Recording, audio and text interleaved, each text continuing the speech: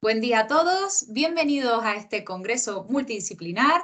Primero que nada, muchas gracias por acompañarnos en esta presentación y muchas gracias a los organizadores de este congreso por contar con nosotras para esta mesa redonda. A partir de ahora les vamos a traer la presentación Ictus y ahora qué, donde haremos un acercamiento a ese abordaje multidisciplinar que se hace en una fase aguda ante un paciente post-ictus. Para ello contaremos con distintas ramas que trabajamos y abordamos directamente el ictus, contando con la participación de la compañera Pilar Raigar como logopeda, Andrea Mayoral Martín como terapeuta ocupacional y psicóloga, y mi participación, Carmen Lucía Hernández Stender, como fisioterapeuta. Vale, bienvenidos. Gracias, Lucía, por la presentación. Como bien me ha presentado, soy Pilar, soy logopeda y, bueno, para empezar esta ponencia de ictus y qué, tenemos que empezar a definir lo que es el ictus. ¿Cuándo hablamos de ictus? Hablamos cuando se produce un accidente cerebrovascular, una enfermedad cerebrovascular, refiriéndonos a un trastorno de la circulación cerebral. Es decir, hay alguna causa que provoca que el riego sanguíneo no llegue al cerebro de forma repentina y puede ser a través de manera parcial, en el que se produce a través de un ictus, como se conoce, trombótico o isquémico, o puede ser por la rotura de algún vaso sanguíneo en el que se produce un ictus hemorrágico. La mayoría de los casos se produce un ictus isquémico y además no son hechos aislados, desgraciadamente. Se conoce que en España hay 120.000 casos de ictus nuevos al año en nuestro país. Además, estos datos no han sido actualizados. Quiere decir que si hemos dicho que el ictus isquémico, que su factor es trombótico, es el que se produce en la mayoría de los casos, teniendo en cuenta que estos datos han sido obtenidos antes de la pandemia del COVID y que uno de los factores del COVID es trombótico, es muy probable que los casos de ictus hayan aumentado. Además, a ser una enfermedad que va en creciente aumento, se estima que para el 2035 vaya a subir un 35%. Esto tiene que ver con los factores de riesgo que cada vez se van aumentando más, sobre todo el estrés, la hipertensión o incluso la obesidad. Uno de los factores de riesgo más comunes son el sedentarismo, que influye de manera directa en personas mayores de 65 años, que es cuando se dispara totalmente la curva del ictus. La identificación de los signos y los síntomas de forma precoz es la principal forma de minimizar estos daños, ya que reducir al máximo el tiempo transcurrido desde que se sufre la lesión hasta que se recibe atención médica necesaria disminuye la extensión de la lesión cerebral.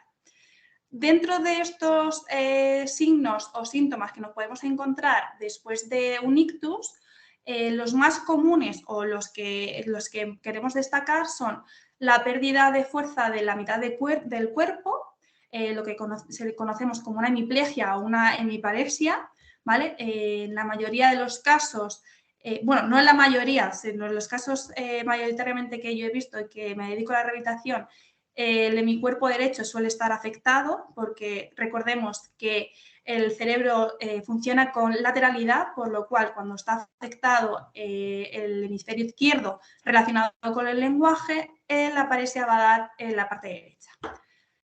En este caso también habría dificultades para hablar o expresarse, un hormigueo de la cara, de las extremidades superiores o de las extremidades inferiores, dolor de cabeza repentino y muy intenso.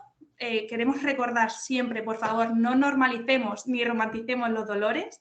Este es un dolor que no se ha identificado previamente y es un dolor muy súbito y muy intenso. Una alteración en la visión y una confusión, incoherencia o vértigo, ¿vale? Siempre queremos destacar que los ictus se pueden identificar. Por favor, hay muchísimas campañas de prevención al ictus y de identificación. Por lo que hemos dicho, cuanto antes se identifiquen estos síntomas y signos, antes va a ser la intervención médica y menores van a ser las secuelas.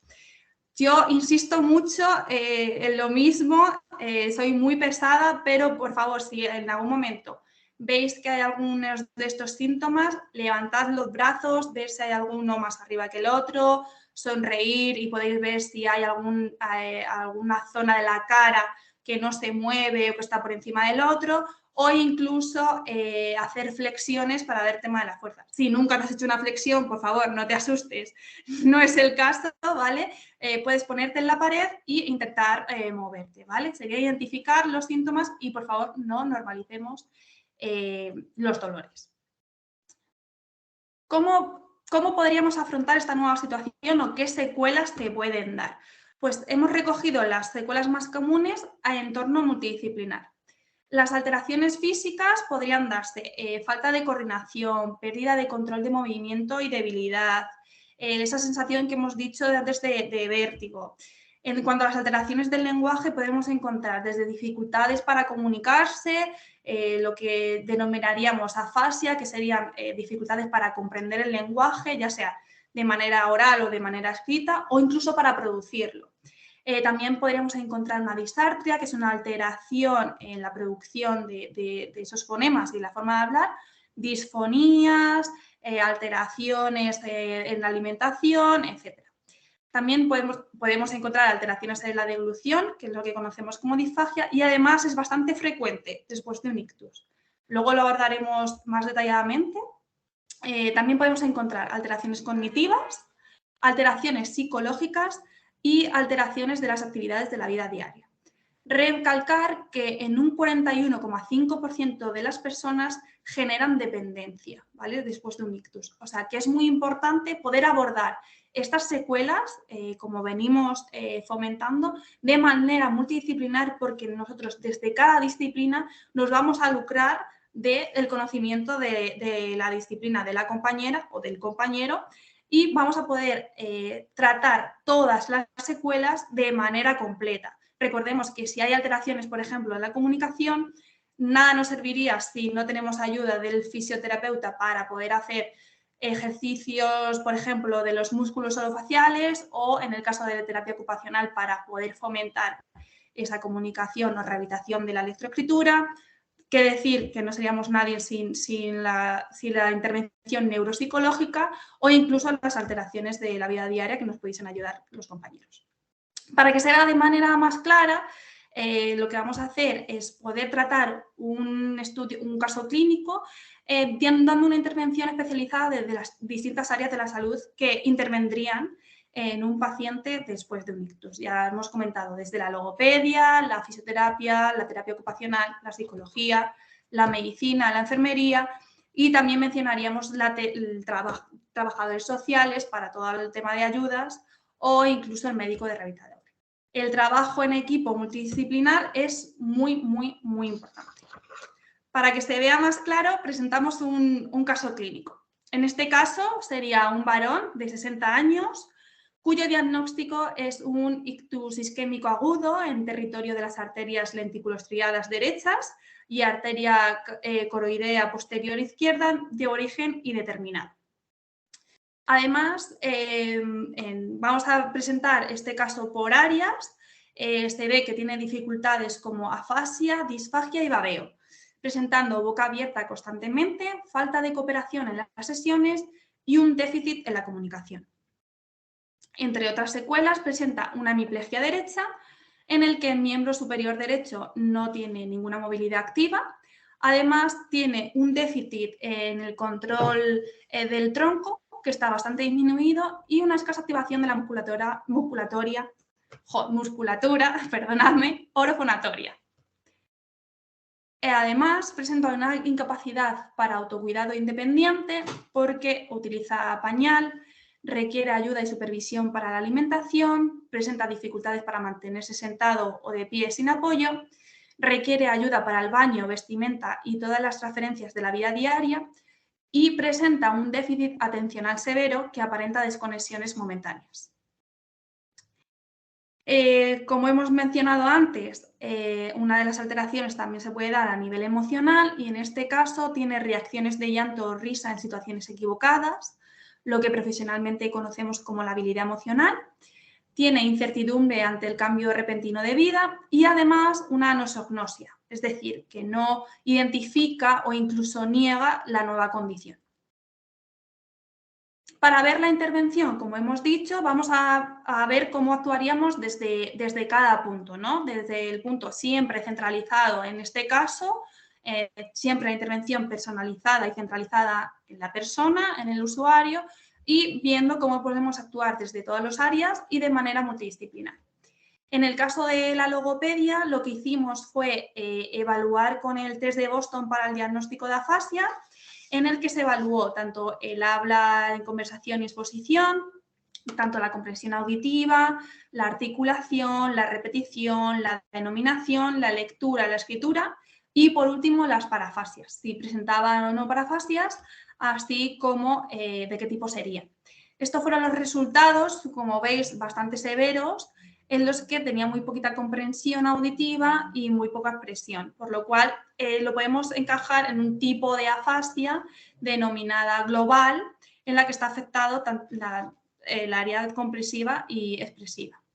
También podríamos utilizar el test beta, que es la batería de evaluación de los trastornos afásicos, y ver en qué punto de la afasia podríamos encajarlos. Si es más sensitiva, recordad que tendría mayores problemas de comprensión. Si es más expresiva o de predominio expresivo, tendría problemas en la producción del lenguaje y en este caso pues tiene problemas en varios dominios. Para continuar con la evaluación, como hemos dicho que en el informe nos venía con un diagnóstico de afasia, de disfagia, perdonadme, lo que hicimos fue volver a evaluar la disfagia, el nivel de disfagia. En este caso utilizamos el test MEC 5 volumen viscosidad, en el que valoramos, por favor, siempre con un pulso oxígeno, de manera que tenemos que estar controlando la saturación de oxígeno, que recordad que tiene que estar entre el 95 y el 100%, ¿vale? Para intentar ver si hay aspiraciones que en la mayoría de los casos pueden ser silentes, quiere decir que no se produce tos, pero sí que hay un cambio en la voz o puede haber una saturación de oxígeno. Recordad que en muchos casos, sobre todo en el ámbito hospitalario, tendemos a dar agua sin espesantes o personas que presentan disfagia que no son muy severas y con esas aspiraciones silentes lo que podemos provocar son infecciones pulmonares o incluso neumonías. En el caso de la valoración con el MEC, valoramos a través de tres viscosidades, que sería empezando con el néctar, ¿vale? Normalmente siempre se empieza con el nivel intermedio. Se utilizarían un volumen de 5 milímetros, 10 y lo que serían 20. Normalmente se puede utilizar una cuchara, siempre utilizando el lado que no está afecto, ¿vale? Para favorecer la deglución, o incluso una jeringuilla. Si utilizáis una jeringuilla, por favor, nunca lo utilicéis de frente, que el paciente puede aspirar, ¿vale? Siempre de lado y sin mucha potencia. Luego pasaríamos al pudding, a la textura pudding o incluso al líquido, que sería lo más peligroso, ¿vale? Esto sería para valorar la disfagia. Y luego, como hemos dicho, presenta problemas en la comunicación. En este caso, como ya se valoró que esos problemas de comunicación venían derivados de una afasia, lo que hicimos fue dar un sistema alternativo de comunicación. ¿En qué consisten los sistemas alternativos de comunicación? Pues justamente consiste en fomentar esa comunicación, evitando el aislamiento comunicativo que muchas veces presentan estos pacientes. Pues imaginaros en este caso, este varón de 60 años que no puede comprender el lenguaje y tampoco puede producir, pues imaginaros la frustración que puede sentir y los niveles comunicativos a los que puede llegar. Entonces, facilitamos un sistema de comunicación a través de pictogramas, yo he puesto este como ejemplo, en el que en el primer momento, incluso para rehabilitar la comunicación, podemos presentar solo los pictogramas de sí y no, para fomentar los elementos básicos del lenguaje, que serían petición y rechazo, y luego ir adquiriendo palabras cotidianas o incluso campos semánticos cotidianos para que pueda ir fomentando esa comunicación, ¿no? Y dejar de aislar a ese paciente. ¿Cómo conseguimos esto los logopedas? Interviniendo de la forma que hemos dicho. Pero claro, no nos podemos olvidar que en el equipo multidisciplinar también están las familias, no solo los profesionales, sino también intervienen las familias y por ello debemos formarles a ellos. Dar simplemente unas pautas muy genéricas, pero que son necesarias y a veces se nos olvidan. Sobre todo, no hablarles como niños. que no se nos olvide que son personas adultas. Muchas veces, y sin querer seguramente, o no somos conscientes de ello, nos referimos a las personas o nos comunicamos con ellas, a este tipo de personas, con terminología bastante infantil o incluso con tono infantil, que hablamos así, porque parece que se fomenta la comprensión. No es el caso, por favor. No le hablemos como un niño porque es una persona de 60 años. Debemos buscar un entorno propicio para la comunicación. Es decir, en la calle con muchísimo ruido es muy probable que se dificulte la comunicación. Tenemos que asegurarnos de que nos mira. Esa es una forma en la que fomentamos la comunicación y este intercambio. Muchas veces el lenguaje no verbal no lo tenemos en cuenta y sigue apareciendo.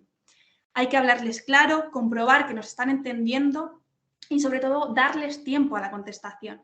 Muchas veces, por intentar ayudarles, lo que hacemos es terminarle las frases o incluso contestarles, y lo que hacemos es fomentar ese aislamiento comunicativo, esa frustración, y quitarle muchas veces la capacidad de decisión. Si le estamos preguntando qué se quiere poner hoy o qué quiere comer, vamos a darle tiempo para que conteste.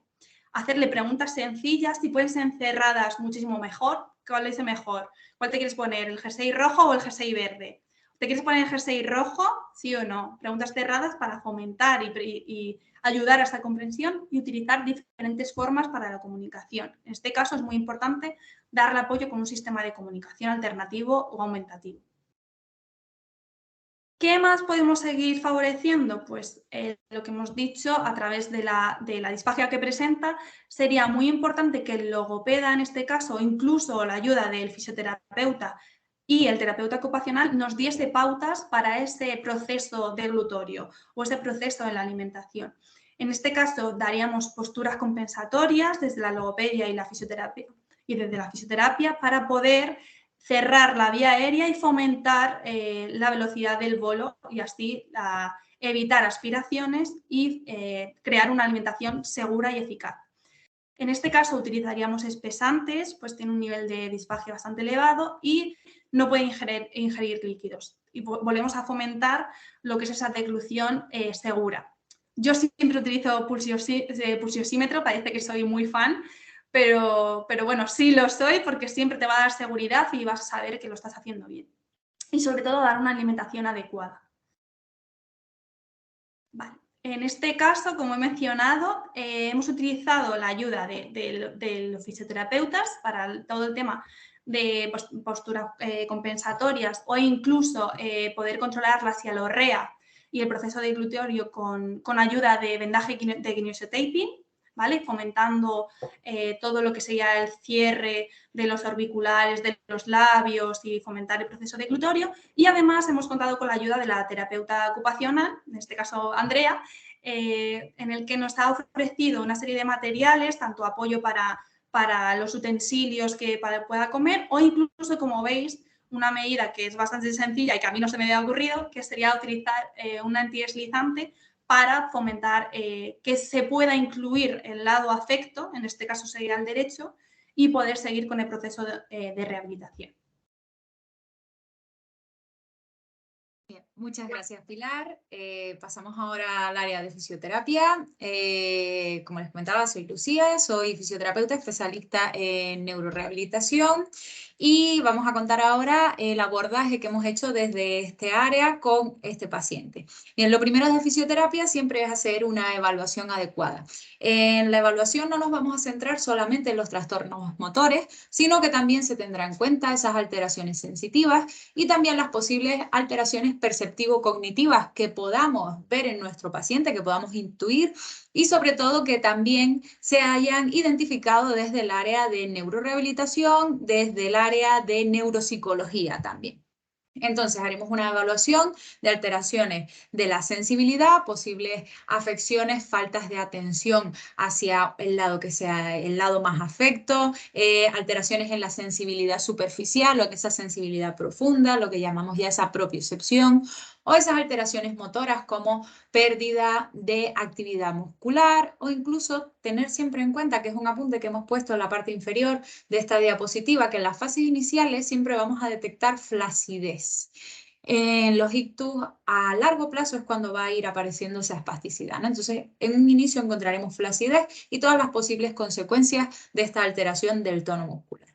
Además, también haremos una valoración funcional dentro de ese ámbito multidisciplinar. Lo ideal que sería hacer esa valoración en conjunto con los compañeros de terapia ocupacional y después tener también en cuenta los resultados de la evaluación de los compañeros de las otras disciplinas que se encuentran en torno al paciente. Y aquí estamos hablando de informes médicos, informes de enfermería, de logopedia, de psicología, incluso esa intervención que hace el trabajador social, ver el ámbito del paciente para buscar un abordaje completo, lo que llamamos un abordaje biopsicosocial y además un abordaje en positivo, es decir, ver qué es lo que sí que puede hacer el paciente y a partir de ahí sacar partido para esa rehabilitación.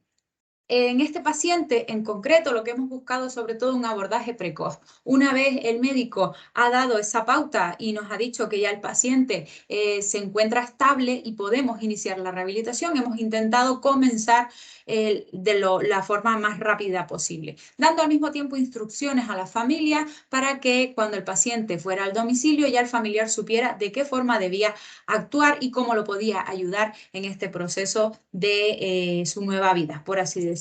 Bien, siempre los cuidadores tienen que tener también esa formación y ese apoyo por parte del profesional de la salud para que no se encuentren perdidos en casa. Entonces, en este paciente, en un primer punto hemos abordado esa flacidez y hemos intentado evitar las alteraciones musculoesqueléticas secundarias que pueden aparecer tanto por esa flacidez como irán apareciendo a largo plazo cuando comience a haber espasticidad. Bien, en un inicio esa rehabilitación desde el área de fisioterapia la vamos a dividir en tres apartados, en tres esferas. Tenemos la intervención pura de fisioterapia con el paciente, tenemos esa intervención a nivel de la familia y el cuidador y tendremos esa intervención conjunta con los compañeros de otras áreas. Bien, la intervención pura con el paciente, como decíamos en esta fase inicial, la centramos en los cambios posturales.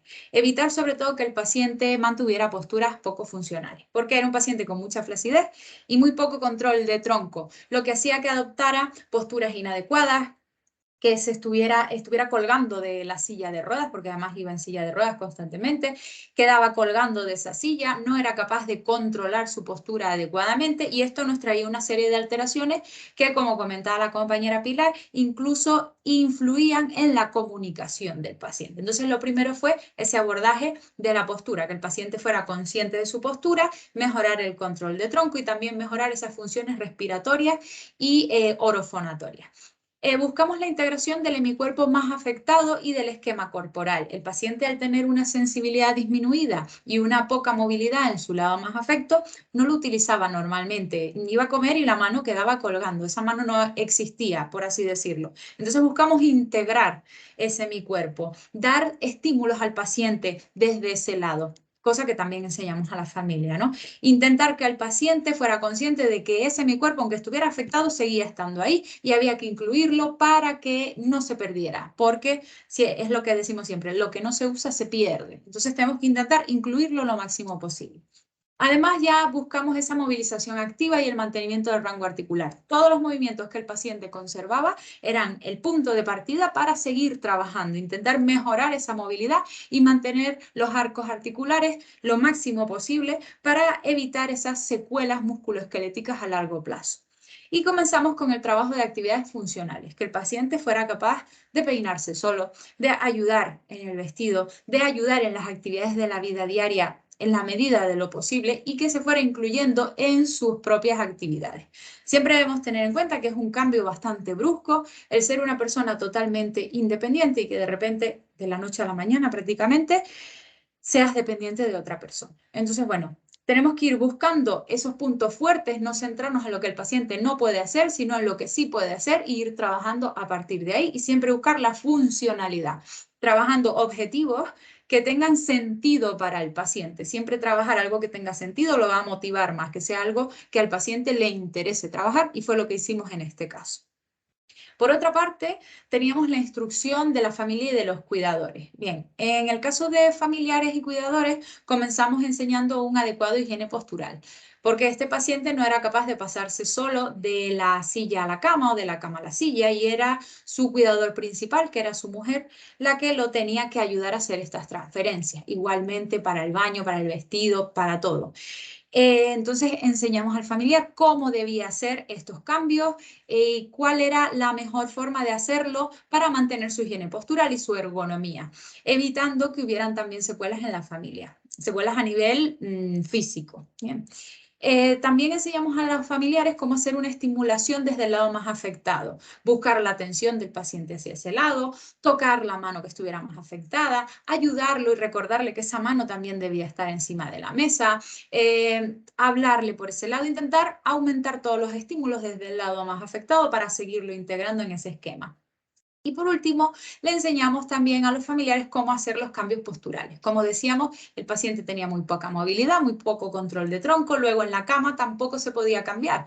Si lo dejábamos boca arriba, estaba boca arriba todo el día y esto se debe evitar. Los pacientes se deben cambiar de postura cada 2 o 3 horas como máximo para evitar posibles úlceras por decúbito, es decir, lesiones que aparecen en la piel por una tensión o una carga excesiva del peso en esos puntos. Normalmente suelen ser puntos de eminencias óseas, uno de los más comunes que vemos es en el sacro o en los talones, cuando el paciente se mantiene muchas horas boca arriba. Estas heridas pueden comenzar siendo simples rosaduras, ir evolucionando, crear un daño en la piel e incluso a largo plazo infectarse, generar sepsis en todo el organismo o generar la muerte del tejido que se encuentra alrededor y terminar en una amputación. Entonces, para evitar todo esto, siempre esos cambios posturales son imprescindibles. Además, también nos van a ayudar a prevenir alteraciones circulatorias, la posible aparición de trombos y otras alteraciones por la falta de movilidad del paciente. Entonces, esos cambios posturales que enseñamos al paciente y que son muy útiles tenerlos en cuenta desde el área de fisioterapia y también desde el área de los compañeros de enfermería, es el colocar al paciente en los distintos decúbitos, lo que llamamos, ¿no? Tumbado boca arriba, de lado, sobre el lado más afecto y sobre el lado menos afecto. Normalmente nos encontramos a los pacientes tumbados boca arriba. Como decíamos, esto hay que irlo cambiando. No puede estar el paciente boca arriba todo el día porque esto genera úlceras en la zona del sacro, en la zona de los talones, incluso en los codos también pueden aparecer úlceras. ¿Se puede poner boca arriba? Sí, por supuesto.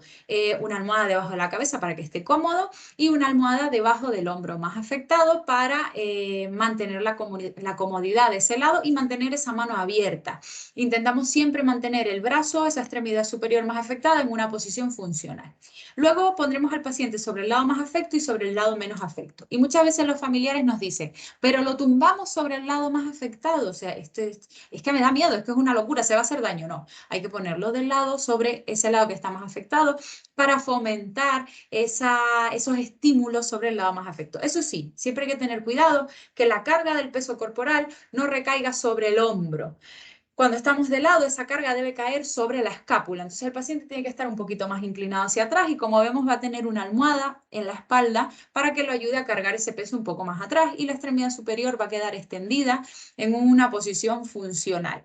¿Por qué? Recordamos que en las primeras fases el paciente tiene flacidez. Entonces, si ese brazo lleva una carga excesiva o incluso damos tirones a la hora de movilizarlo, podemos crear una subluxación o incluso una luxación de esa extremidad superior. Entonces, esto hay que tener mucho cuidado con ello, nosotros como profesionales, pero también enseñarlo a los familiares. Y en este caso se le enseñó a los familiares de este paciente cómo hacer estos cambios de forma adecuada. Por último, decíamos, haremos una intervención en equipo. Es fundamental en el paciente neurológico hacer una intervención desde las distintas áreas al unísono. Podemos tener distintos objetivos con el paciente, pero lo ideal siempre es tener objetivos comunes que tengan sentido para el paciente, que normalmente van a ser actividades de la vida diaria, y trabajar todos al unísono para conseguir esos objetivos. Entonces, ¿qué trabajamos en este paciente desde las distintas áreas? Primero, en conjunto con los compañeros de terapia ocupacional, trabajamos las actividades funcionales y la adaptación del entorno para facilitar la integración de ese mi cuerpo que estaba más afectado y que haya una mayor funcionalidad, una adaptación a esa vida diaria real del paciente. Esto se hace progresivamente y se trabaja en conjunto con la familia. Luego la compañera Andrea les comentará cómo se hacen este tipo de intervenciones. Luego, también hicimos una intervención de la musculatura orofacial en conjunto con los compañeros de logopedia. Como bien comentaba la compañera Pilar, se pueden utilizar algunas técnicas específicas de vendaje, pero también se utilizará esa estimulación de la musculatura orofacial, se buscará un trabajo de forma activa de toda esa musculatura que se encarga de la mímica y de la deglución y que también nos ayuda a la comunicación, y también hicimos un trabajo de la musculatura respiratoria. Como decíamos, había una gran afección del tronco. En esta musculatura será fundamental el trabajo que hace esa musculatura de diafragma y todos los músculos accesorios para la respiración. Entonces, es fundamental tener esto en cuenta también en el abordaje del paciente neurológico en fases agudas y, como no, en fases crónicas también. Ir a esa fisioterapia respiratoria. También hicimos un refuerzo de ese trabajo de la comunicación. Recordemos, es fundamental un paciente que tiene una ayuda para el habla, una ayuda para la comunicación, debemos emplearlas en todas las intervenciones del paciente. No puede ser que desde logopedia se haga el trabajo de integrar una SAC y después no la utilicemos y que el paciente la lleve como un adorno. No. Siempre hay que integrar esas ayudas para la comunicación en todas las sesiones que se haga para comunicarnos adecuadamente con el paciente y que él que lo integre en su vida diaria, que lo practique de forma habitual y que ya lo tenga como una herramienta más para su comunicación. Y por supuesto, también hicimos un refuerzo de la intervención psicosocial que hacían las compañeras desde el área de psicología. Decíamos que era un paciente con bastantes alteraciones psicológicas y desde luego es bastante difícil afrontar esos cambios en la vida diaria después de un proceso como este. Siempre debemos recordar que tenemos el apoyo de los compañeros de psicología y neuropsicología, ya no nada más para saber cómo abordar las alteraciones del paciente de forma adecuada, sino porque a veces nosotros mismos no sabemos muy bien cómo comunicarnos, no sabemos muy bien qué debemos hacer, qué no debemos hacer, cómo debemos tratar ciertos temas. Entonces, es una buena ayuda y recordar que siempre tenemos ahí a los compañeros de psicología para trabajar en conjunto. Gracias, Lucía. Bueno, mi nombre es Andrea, soy terapeuta ocupacional y psicóloga y a día de hoy trabajo haciendo intervención tanto en entornos naturales como en entornos domiciliarios de personas afectadas. Brevemente voy a describir lo que es la terapia ocupacional por si alguno la desconoce, y es una disciplina sociosanitaria que busca conseguir la autonomía personal a través de las actividades de la vida diaria. Para intentar clasificar todas estas actividades vamos a hacer tres grandes grupos. El primero de ellos es productividad, que haría referencia a aquellas actividades más relacionadas con el trabajo. Después vendría el autocuidado, aquellas actividades como bien puede ser la alimentación, el vestido, el aseo. Y por último, el ocio y la participación social, que recoge todas aquellas tareas o actividades que hacemos más relacionadas con la satisfacción personal. En este caso concreto, lo primero que hicimos, aparte de valorar cada una de estas esferas y ver dónde había impactado todo esto, intentamos averiguar cómo era la vida antes del daño de esta persona. ¿Por qué nos interesa eso? Queremos, en este caso, que el paciente sea el protagonista y sea un ente activo de su propia recuperación. En el caso de utilizar sistemas aumentativos de la comunicación, nos haríamos ayuda de ellos para intentar averiguar cómo era su vida antes de suceder el ictus. Bien se hacía las actividades por la mañana, bien se hacía actividades por la tarde, cuál era su estado basal, qué roles tenía, si era padre, si era marido, si le gustaba hacer algún tipo de ocio concreto, si tenía algún grupo de amigos al que visitar, y a partir de ahí intentar sacar un poco esa motivación que alimente también la recuperación y energice este proceso. Además, vamos a intentar saber qué capacidades mantiene para intentar, como ya decía Lucía y Pilar, intentar a partir de esas ir mejorando el resto. Desde terapia ocupacional, lo primero que vamos a hacer, por un lado, es adaptar el entorno, bien en el ámbito hospitalario o bien en casa, es decir, cuando por fin pueda acceder a su propia vivienda, saber si necesita una silla de ruedas, si está la habitación adaptada para que él pueda dormir, si hay que hacer algún tipo de adaptación en el baño, etc. Se hacen a través de estructuras de la vivienda, también a productos de apoyo, como bien puede ser un antideslizante o un cubierto engrosado.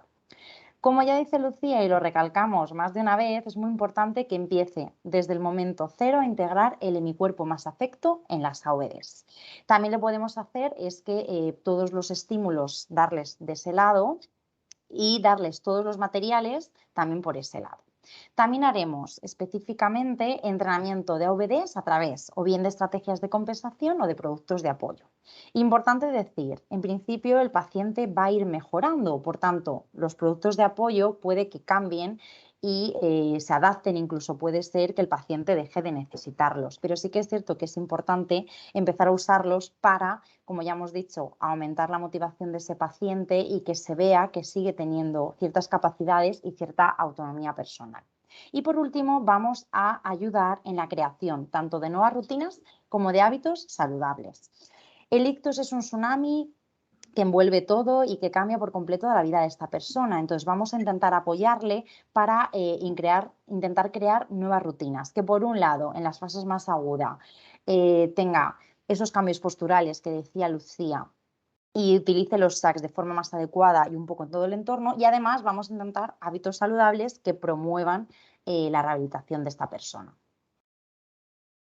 Es muy importante y dos de los factores para intentar que más mejoran la rehabilitación es, por un lado, la intervención precoz y la práctica intensiva. La literatura habla que es importante realizar sesiones intensivas o bien de logopedia, de fisioterapia, de terapia ocupacional y psicología, incluso 1 hora de cada una al día. Por logística, por tema económico y porque al final es complicado llegar a este número tan alto de rehabilitación, es importante aliarnos con la familia e intentar con nuestras pautas que ellos sean coterapeutas. E intentar buscar siempre oportunidades de aprendizaje que capaciten a esa persona, que como muy bien ha dicho Pilar, no es un niño, es una persona de 60 años, e intentar que poquito a poco vaya mejorando. También intentar interiorizar a las familias el tema de la rutina y la estimulación por el lado afecto. En la intervención en equipo, intento no repetirme, pero bueno, sería seguir haciendo la realización de actividades funcionales en combinación con fisioterapia, trabajar mano a mano con logopedia por el tema de la alimentación y las AVDs, como ya hemos dicho, proveerle de productos de apoyo para la alimentación. Además, tener una comunicación fluida tanto con las familias como con el entorno cercano. A veces el papel del terapeuta ocupacional es bastante clave porque muchas veces realiza intervención a domicilio y a veces nos es más fácil poder comunicar toda esta información o detectar, por otro lado, qué necesidades puede tener y comunicárselas al resto de profesionales. Y, por último, coordinarnos con la intervención psicosocial. Desde el área de psicología, como ya hemos dicho, se pueden producir dos tipos de alteraciones. Una haría más referencia a las alteraciones emocionales y otras a las neuropsicológicas. En alteraciones emocionales, nuestra paciente presenta anosognosia, que es la negación de una nueva condición. Es una fase previa que es también importante para intentar poquito a poco aceptar esto. ¿Qué podemos hacer? Pues darle un espacio para que esta persona se exprese, darle tiempo y darle herramientas específicas que le ayuden poquito a poco a ir ajustando esas expectativas, tanto a la persona afectada como a su entorno cercano. También es importante saber que pueden afectarse, que pueden tener otro tipo de síntomas, como bien puede ser la ansiedad, la falta de ánimo, irritabilidad o la habilidad emocional, frustración o incluso risa o llantos inmotivados que no están acordes con la situación en la que preceden. Paciencia, acudir a un profesional e intentar poquito a poco, tanto no solamente los familiares, sino también los profesionales, ir acompañando en este nuevo proceso a esta persona. Por otro lado, las alteraciones neuropsicológicas, el encargado de evaluarlas será un neuropsicólogo que junto con un terapeuta ocupacional verá cómo afecta a la memoria, al comportamiento, al razonamiento y en este caso concreto también a la atención. Es importante, como ya hemos dicho, trabajar de forma multidisciplinar y coordinados tanto con los cuidadores principales, la familia, como en el resto de profesionales. Voy a hablaros de dos datos importantes, de dos conceptos. Uno es la discapacidad y otro es la dependencia. Un ictus produce una discapacidad sobrevenida y hay ciertos recursos que nos van a permitir tener ciertas ayudas que pueden beneficiarnos e intentar acceder de forma más fácil a los recursos para poder realizar una rehabilitación. Uno de ellos sería la discapacidad. Incluye los déficits, las limitaciones en la actividad y las restricciones en la participación. Son unos profesionales quienes se encargan de valorarlo, de los servicios sociales, y nos darán un porcentaje. En general se reconoce en casos iguales o mayores al 33%.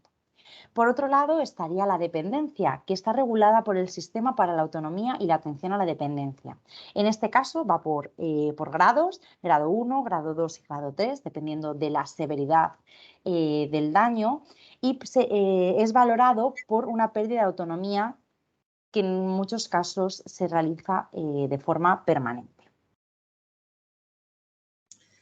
Como bien ha mencionado mi compañera Andrea, sería muy importante empezar a rehabilitar lo antes posible a este tipo de pacientes, a los pacientes que sufren un ictus, de manera temprana para recuperar lo máximo posible. Como ya he mencionado, el abordaje tiene que ser precoz e intensivo y aquí entraría en juego el término de neuroplasticidad, en el que las funciones de unas neuronas dañadas pueden ser fomentadas o recuperadas por las neuronas que han sido preservadas.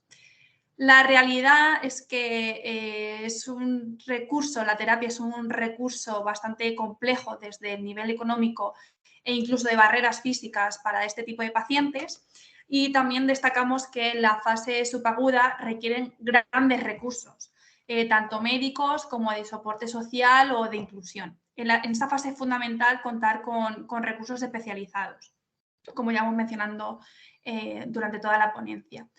En 2019, la Federación Española de Daño Cerebral sacó un informe con las desigualdades territoriales en la atención al daño cerebral y no es por ser agorera, pero los resultados que obtuvieron no fueron del todo suficientes. Como recordamos, hemos dicho que hay 120.000 casos de ictus solo en España cada año y los recursos que disponemos de manera pública pues no son suficientes. De hecho, podemos ver que las unidades hospitalarias de rehabilitación son 26 unidades con 1.002 plazas, en las que solo 10 de estas son públicas, que serían 257 plazas. Podemos ver que no están en todas las comunidades autónomas, están repartidas por Cataluña, Castilla-La Mancha, Comunidad de Madrid, Comunidad Foral de Navarra, Comunidad Valenciana y el País Vasco.